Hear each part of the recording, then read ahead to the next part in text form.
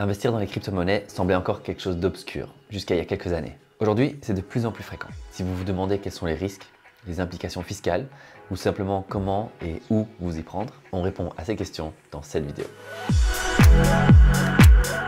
Tout d'abord, les crypto-monnaies, c'est quoi? Une crypto-monnaie, c'est une monnaie numérique virtuelle.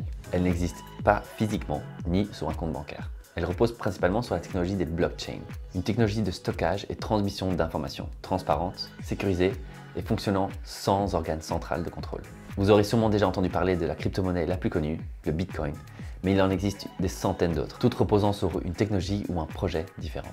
Quand faut-il investir? Penchons-nous d'abord sur la question de quand faut-il investir de manière générale en tant qu'indépendant. Avant de placer votre argent, vous devez vous assurer d'avoir une épargne suffisante afin d'être capable de faire face aux fluctuations qui sont propres à votre statut. On appelle ça une épargne de précaution ou en anglais un emergency fund. Elle vous aide à faire face à des dépenses imprévues ou à des périodes de travail creuses pour votre activité. Dans un pays comme la Belgique, on estimerait que ce montant de précaution devrait représenter entre 6 à 12 mois de votre salaire net. Donc, quand investir dans la crypto? La valeur générale des crypto-monnaies a déjà subi une importante chute en 2022. D'après cryptonote.fr, leur capitalisation boursière aurait chuté de plus de 5% durant l'année dernière. Mais depuis janvier 2023, leur valeur s'est relevée et continue leur progression depuis. Donc le bon moment pour investir dans la crypto-monnaie dépend de l'état du marché général.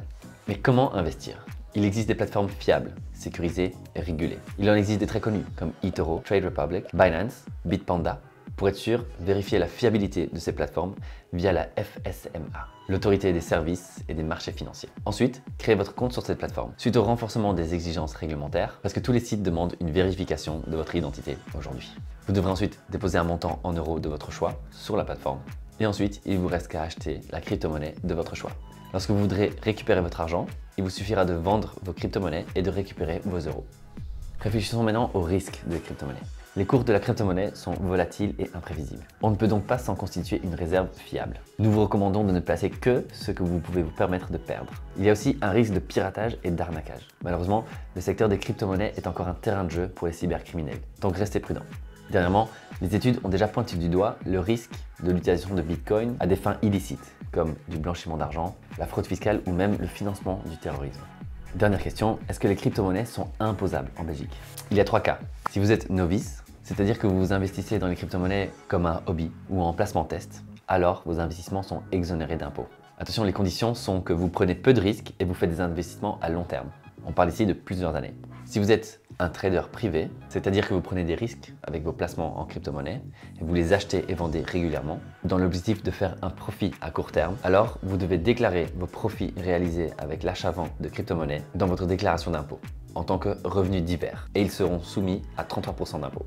Et dernièrement, si vous êtes un trader professionnel, c'est-à-dire que trader de la crypto-monnaie est votre emploi principal, vous devez alors appliquer les règles qui s'appliquent à tous les indépendants. Vous devrez déclarer vos revenus crypto dans votre déclaration d'impôt et votre revenu annuel net sera soumis au taux progressif de l'impôt qui est entre 25 et 50%.